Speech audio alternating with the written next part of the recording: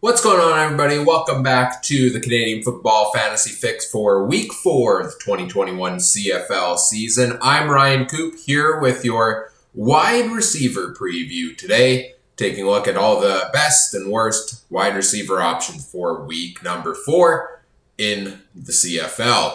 If you missed it, go back, check out the quarterback, running back previews. Those are already out, and the defense preview will be out later today with a depth chart update out tomorrow. But let's dive into the wide receivers. This is a position that I find this one the hardest one to hit on any given week because there's so many options available. There's so many, we've seen some high priced options drop pretty dud weeks. We've seen some surprises all of a sudden, first 2 weeks were duds and then big game in week number 3. So I think a lot of receivers, because there's a lot of room to spread the ball around on a team, have very up and down weeks. So let's see if we can try to hit the nail on the head for week number 4. And let's go game by game here and take a look at the options for each team. Starting off with the Friday night game, the Hamilton Tiger Cats and the Montreal Alouettes. The Ticats coming off a bye week now I say should, double check the depth charts as they come out presumably later today on Thursday or on Friday, should have some of their bigger name receivers back in the lineup. Braylon Addison, namely, I would expect to be back this week. I haven't seen him on any of the injury reports, and same thing with DeVere Posey. These are two guys they've desperately been missing at wide receiver so far this season. The offense hasn't gotten much going. In week 2, you had Brandon Banks, Jalen Acklin, and then the rest of their receivers had a combined 11 starts, and they were all from David Ungerer. And then you had Tim and Pappy White as 2 rookies at wide receiver as well. So they're missing that experience. They're missing the star quality, frankly, at wide receiver so far this season. So they hopefully will get those guys back, which should help that offense roll. And it looks like it will be Dane Evans under center officially for the Ticats. Jeremiah Mazzoli dealing with some sore ribs after taking a couple hits in that game against Saskatchewan in week number 2. So Dane Evans comes in, didn't have a great performance when he came in later in that game, but we saw what he could do in 2019, and Dane Evans has the potential to run a pretty strong offense here. So there's some interesting options for the Ticats at wide receiver. The one I really like is Jalen Acklin. He comes in at $5,626 in CFL Fantasy this week, has averaged 15.5 points through 2 games. So a big 22.8 point performance in week 1. Not too bad, an 8.1 point performance. Obviously, you want more than that in week number 2. But this is a guy that I think is steadily each week and each season getting more and more involved in the Ticats offense. There are some concerns that, if Posey and Addison are back in the lineup, that they're taking Acklin's targets away. But I also think that could open up some more room for him if, the defenders are now needing to worry about those 2 guys as well. So I like Jalen Acklin. I think he's a guy that Dane Evans built a pretty good chemistry with last season. I think he's a guy that he could lean on and may be one of the breakout players of this year. So I like Acklin at that price point. Of the big name receivers in Hamilton, I think he's the cheapest one on the board, and through 2 games he's shown that he's here to play this year. So I like Acklin as an option. I don't mind DeVere Posey as an option. He's one I've marked in cautionary. He's yellow on my spreadsheet I have here. He comes in at $6,958, so he's close to that $7,000 range. He has not played this year. Last year with Montreal, he had the ability to put up some big games. He put up several games over 20 points. He averaged, I believe, around 12 points a game. So he's a guy that can be a big name receiver in your lineup.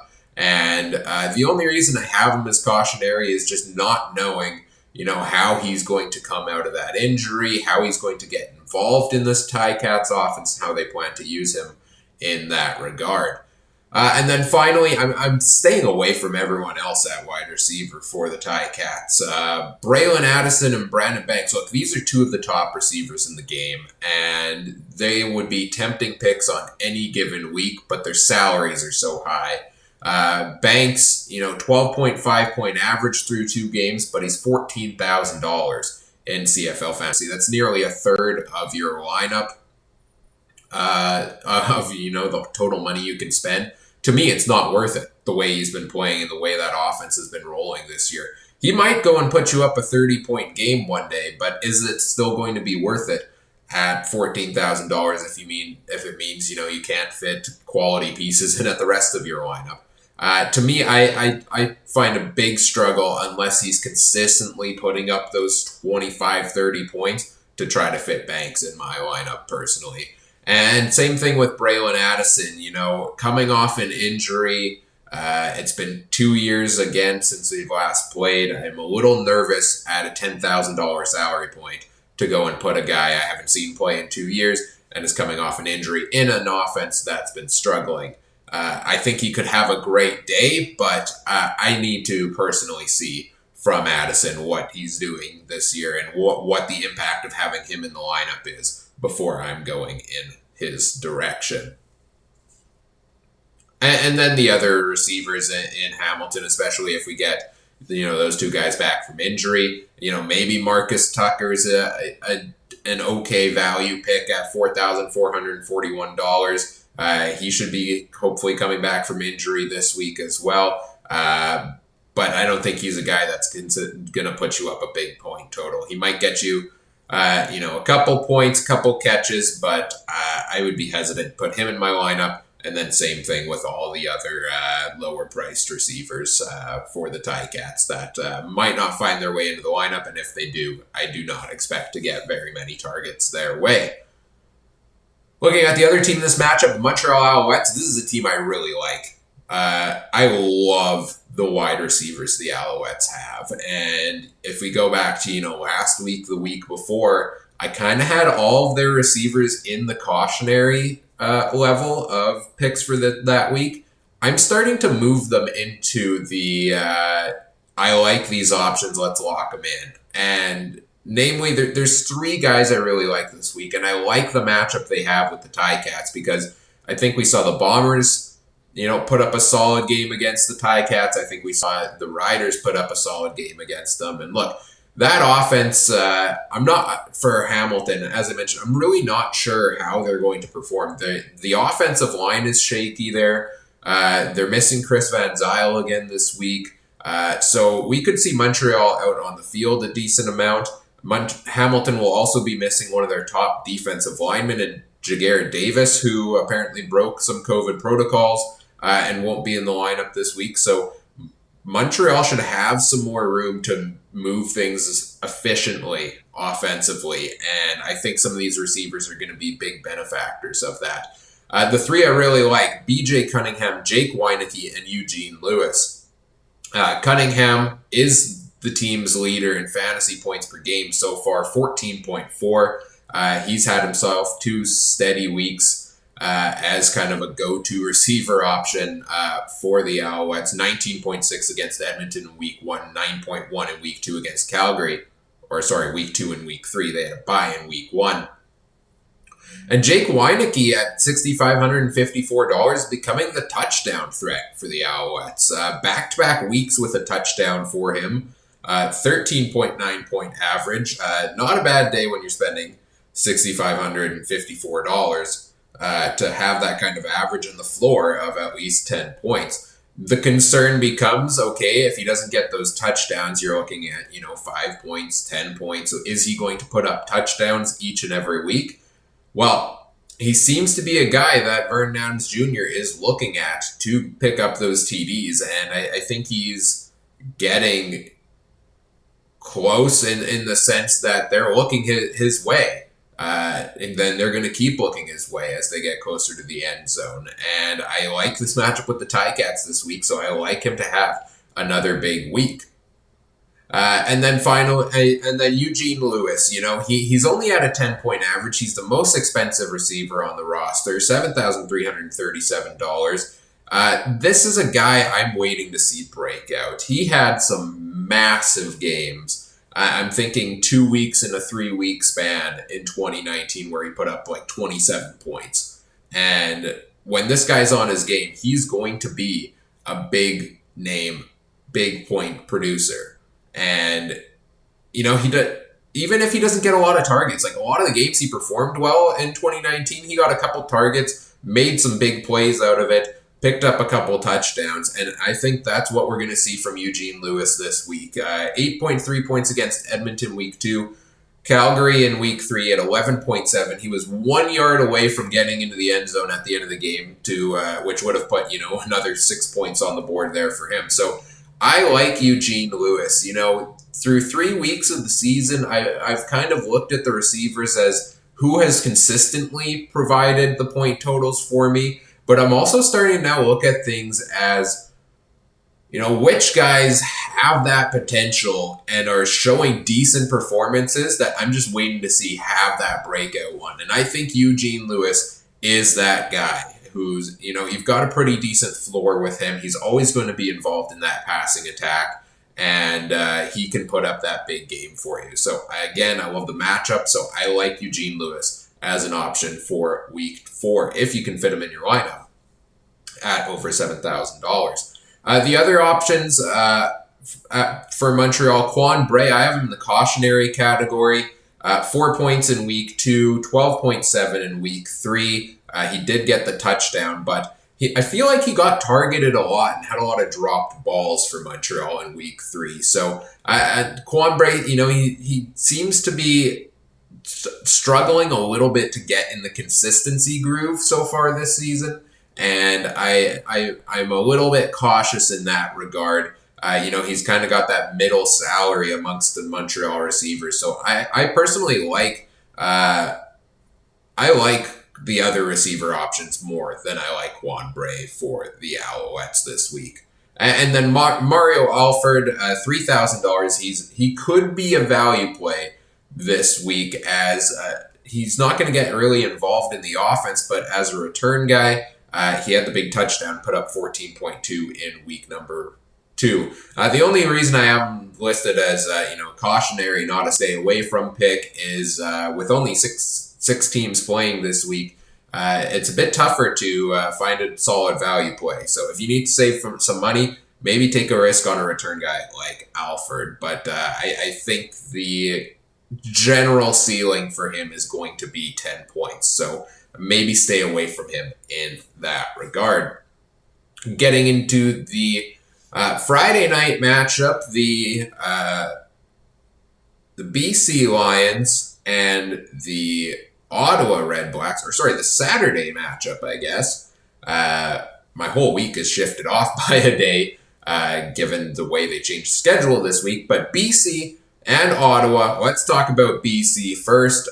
Coming off a bit of a down week, none of their receivers put up over 10 fantasy points in week number 3. I think that's going to change in a matchup with the Red Blacks in week 4. I think the offense for BC is going to be out on the field a ton because Ottawa's offense won't get anything going. And I just can't see Brian Burnham being held to 30 yards for a second straight week.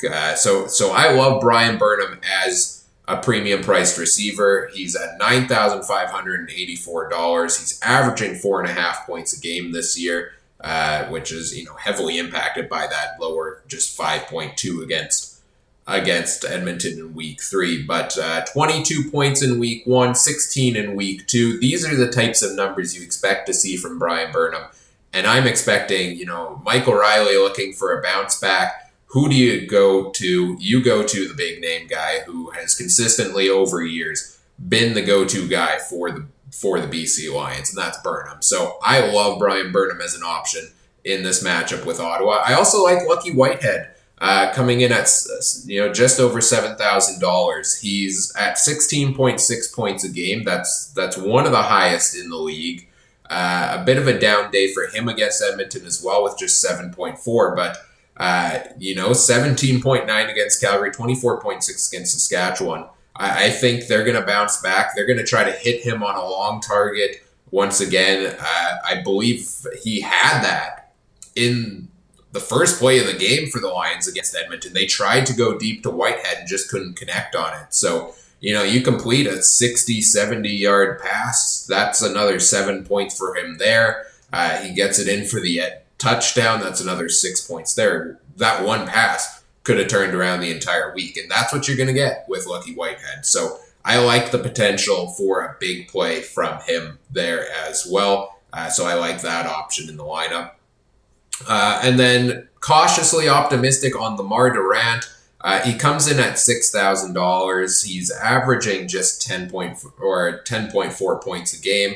So has a decent floor of, so far above 9 points at least. But his ceiling so far has been 11.1. And I see Durant as that kind of player that's going to hover pretty consistently around the 10-point mark. I think we're very rarely going to see him be the number one option, the go-to guy for the Lions offense. So I think he's got a decent floor, but a pretty low ceiling, which is why I put him in the cautionary range, because if you need somebody to go and put you up 20 points this week, I'm not sold that Durant's going to be that guy as a receiver that's kind of, mid to upper price range. I'm a little hesitant to go in his direction when I do like the other Lions receivers a little bit more, but it's also harder to fit the other ones in your lineup at a higher price point.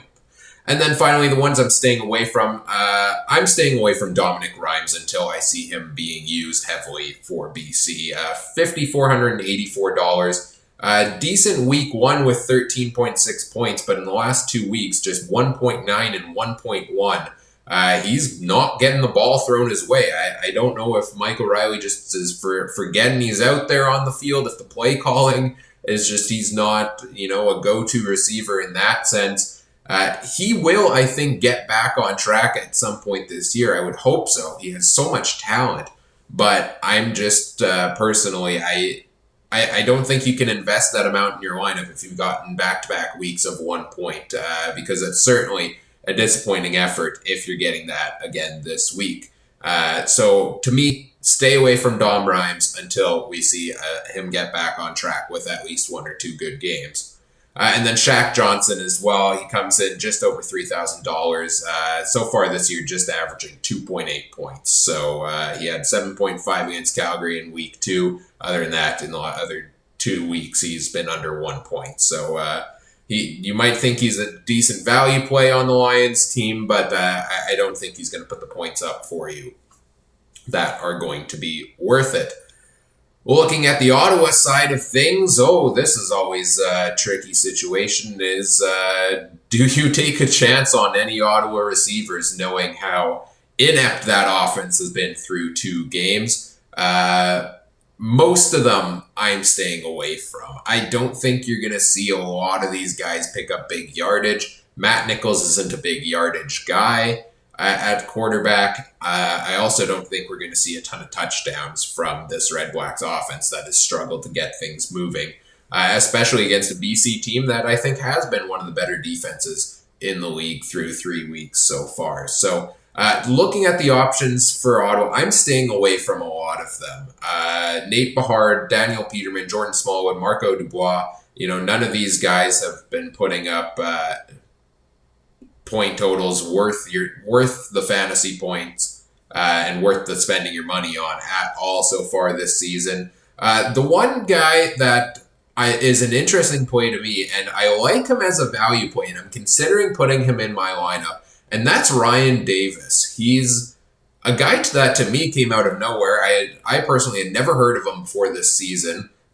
He's come in, he's a $2,500 player, and behind RJ Harris seems to be the second go-to receiver for the Red Blacks. He put up a decent 10.8 point performance in week 1 against Edmonton, got involved in the passing game, I think was their leading receiver there, got involved in the return game in both games a little bit. We've seen a couple rushing plays go his way.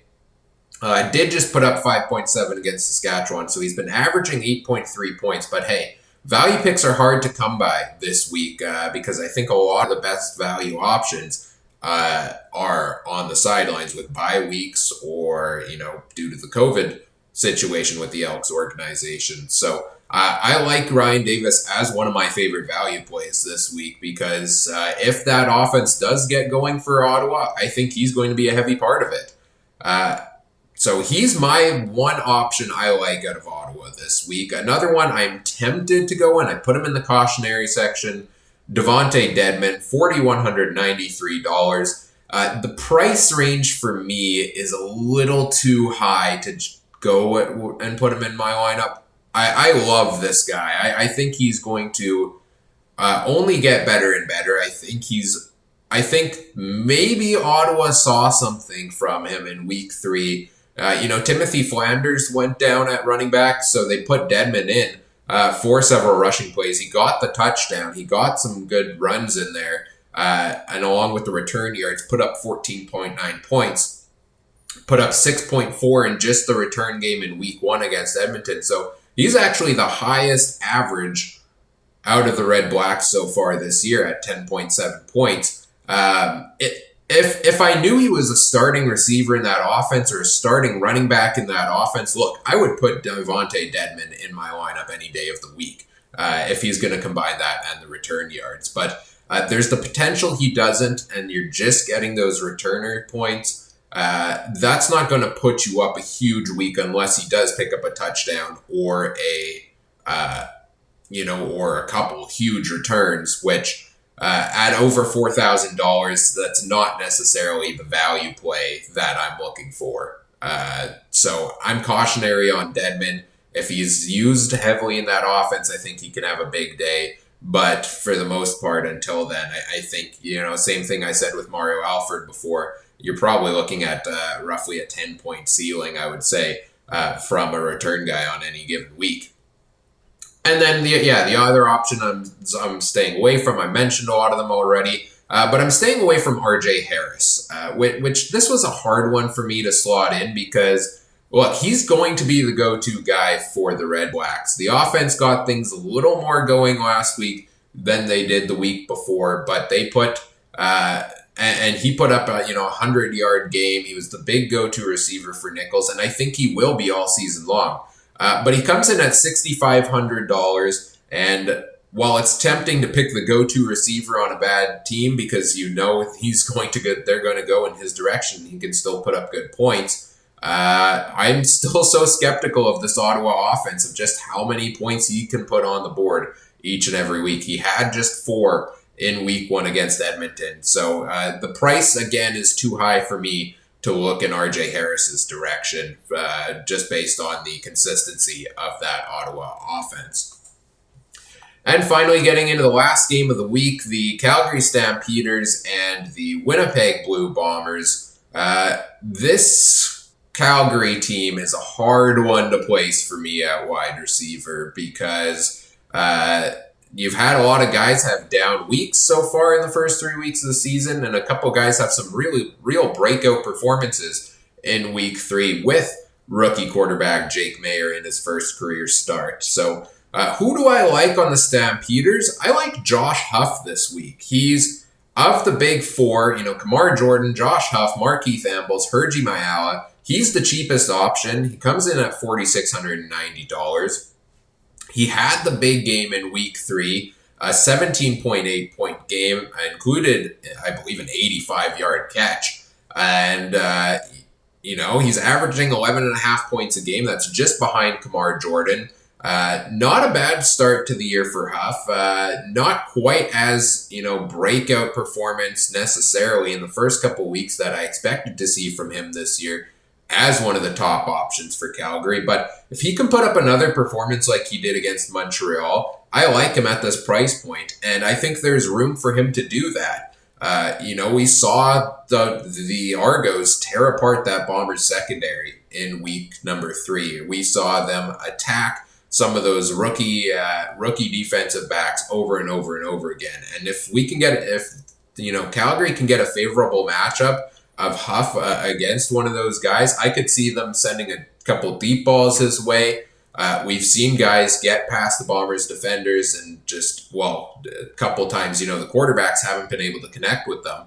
So if Mayer can hit Huff for a long target like that, I like that option. I am high on Josh Huff coming into week number 4. He is one of my top considerations at wide receiver. The other one that I'm potentially thinking of, I have him in the cautionary section, is Markeith Ambles. He's a little bit more expensive, $5,389. He also had himself a big day against Montreal in week number 3 with a 16.3 point performance. But other than that, he's been under 10 in the other 2 games. So a good promising performance for me that I like to see. But I have him as a cautionary section because I want to see another one from him before I start looking his way. And if I have to pick one of those Calgary receivers, I like Josh Huff more than I like Markeith Ambles. Kamar Jordan, always, a potential big game producer. He comes in at over $9,000 though. So I'm staying away from Kamar Jordan in week number 4. For Calgary, the last couple of weeks, 9.8 points in week 2, 7.4 in week number 3. Has surprisingly not gotten a ton of targets his way, and it's really, the touchdowns that have been the big factor for him. In week 3, just 1 catch for, I think, 4 yards and a touchdown. So that'll give you a floor. Sure, he's got 2 touchdowns in 2 games, but I need to see more targets going Kamar Jordan's way before I'm putting him in my lineup again at over $9,000. And I think that the Bombers defense, sure, they can give up some of the big plays, but I've seen them also shut offenses down through 2 of 3 weeks this season. I'm expecting a bounce back game from them. I could see, depending who he lines up against, I believe he lines up in that slot typically. He could be facing a guy like a Brandon Alexander who could just frankly shut him down. So I'm worried at that $9,000 price point that you're not going to get the production you need from Kamar Jordan. And I'm also worried that Hergy Mayala is just struggling to get things going so far this year. Just a 4.8 point average at a $5,000 salary. I was really expecting a better start to the year from him and have not seen it yet. So until further notice, until he has that breakout game, I'm saying no thanks to putting Hergy Mayala in my lineup.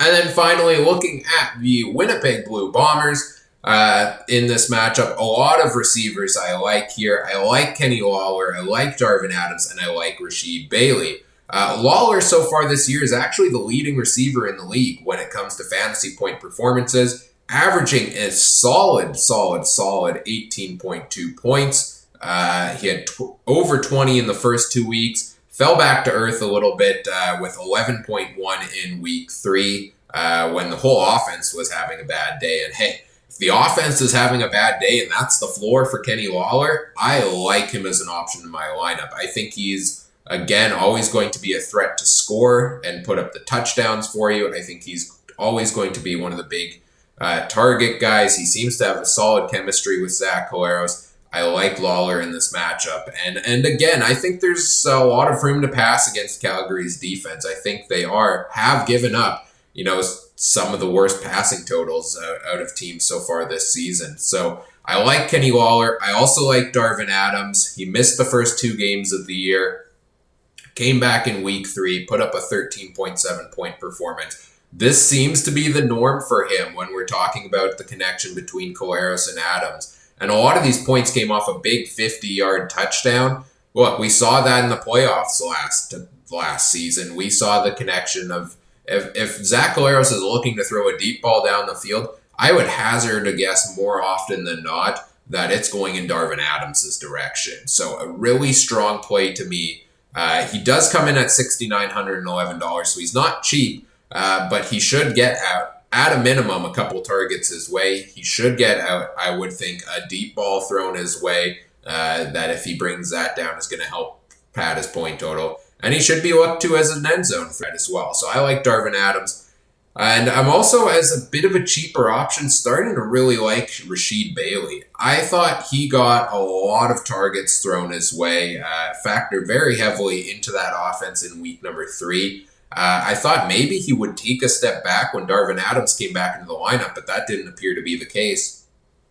Also picked up a touchdown for his second straight week. He's averaging 11 points a game, comes in just under $4,000. So I like Rashid Bailey as a cheaper option. If you can't fit Lawler, if you can't fit Adams, he's becoming all of a sudden one of these go-to options for the Bombers at wide receiver, and he's producing a decent 11-point average.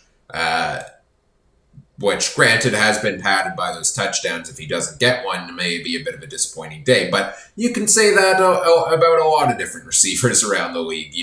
I think there is the potential for him to become probably the third option at receiver for Collaros in that Bombers offense. Options I'm considering, I'm cautious on. Nick Dembski, $5,861. Look, he in 2 games he's played, he's averaged 6.7 points. He was injured last week. He missed practice again this week. So that's the cautionary tale for me, is that Nick Dembski may not be ready to go this week. He may be, and if he is, how is the injury going to affect him? Is he a full 100%? But he seems to be, when he's in the lineup, a bigger part of that Bombers offense this season. So I like that pick in some regard, but I think I might just be staying away from Nick Dembski this week to see how he factors into that offense now that, Rashid Bailey's getting going a little more effectively. Darvin Adams back in the lineup. I want to see how that affects Nick Dembski. And then in the value play section, I don't hate the pick of Kelvin McKnight. He's gotten in a couple plays each game. He's gotten a couple targets his way. He's made a couple of catches. He's averaging 6 points through the last 2 games. Comes in at $2,500. If Nick Dembski is ready to go, I'm thinking he probably won't be in the lineup. But if Dembski is out for another week, maybe that's a value pick there. If we expect the Bombers offense to get back on track, maybe take a chance on a guy like Kelvin McKnight, who is, again, as cheap as you can come at wide receiver, will save you some money, and has gotten a couple of plays his way. But I wouldn't expect anything spectacular on any given day from McKnight. And then the last 2 options, Charles Nelson, primarily used in the return game, $2,500, just a 6.2 point average. I'm staying away from him. I think the ceiling is, again, 10 points there for a return guy that's not really heavily used in the offense. And Drew Wolotarski, I also think, $3,771, has yet to put over 10 points through 3 weeks, is averaging 5.3. So I don't think that warrants putting that kind of salary in your lineup for Drew Wolotarski. Anyways, those are the options at wide receiver. I've gone through them all for this week pretty much. Obviously, we'll need to check out the depth charts, check out the injury reports in the next couple of days. I will have an injury report and depth chart update tomorrow, where I will, talk about how that affects all of these guys I've talked about. If a couple big name guys are out for a team, maybe that leads to some interesting value plays as well. So stay tuned for that out tomorrow. Stay tuned for the defensive preview out later today as well. Do all the YouTube things, like, comment, subscribe, let me know what you liked, what you didn't. And stay tuned for more fantasy coverage throughout the rest of the week. And best of luck as you begin trying to set your fantasy lineups for week number 4. This has been the latest edition of the Canadian Football Fantasy Fix. Thank you for watching as always. Have a good one. Bye.